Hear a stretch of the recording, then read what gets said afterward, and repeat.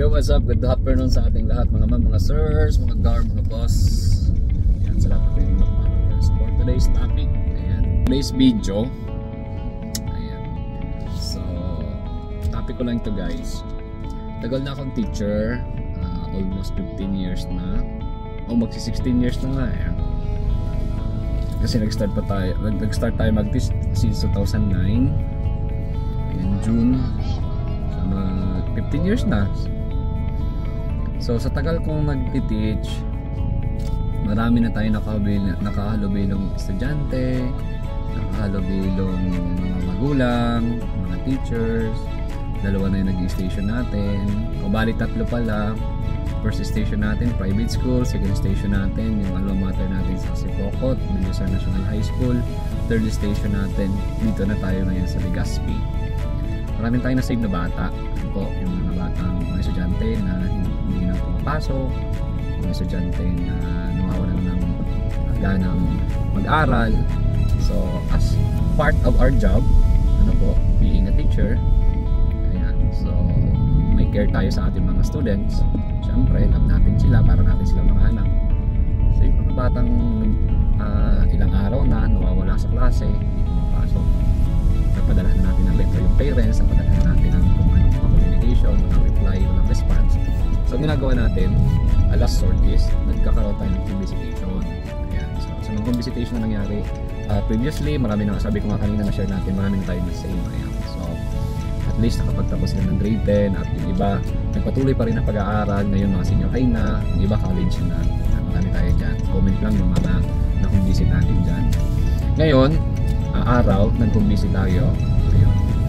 Natouch tayo doon sa isang estudyante, hindi natin papangalanan. Syempre, para sa kanyang privacy. Ano po? Touch tayo kasi pagdating pa lang natin, tumutulong na yung luha niya. Ano na siya eh, matagal na siyang lumiliban sa klase, pumapasok lang siya tuwing exam. So meron pala siyang pinagdadaanan. Ano po? So as a teacher, ano po, yung mga pinagdadaanan ng mga estudyanteng ito, nalalaman lang natin talaga kapag pumupunta tayo sa kanilang mga tahanan.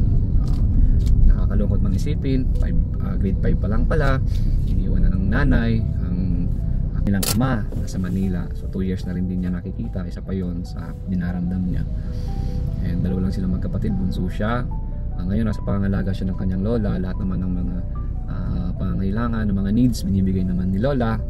Ayun, so nakita naman natin na maayos yung kalagayan ng kanilang pamumuhay. Talagang minsan hindi lang kahirapan yung rason kung bakit yung mga bata ay lumiliban or nawawalan ng gana sa pag-aaral. Minsan emotional, minsan psychological, family problems, isa yun sa mga dahilan kung bakit may mga bata na hindi ay nawawalan ng gana mag-aral.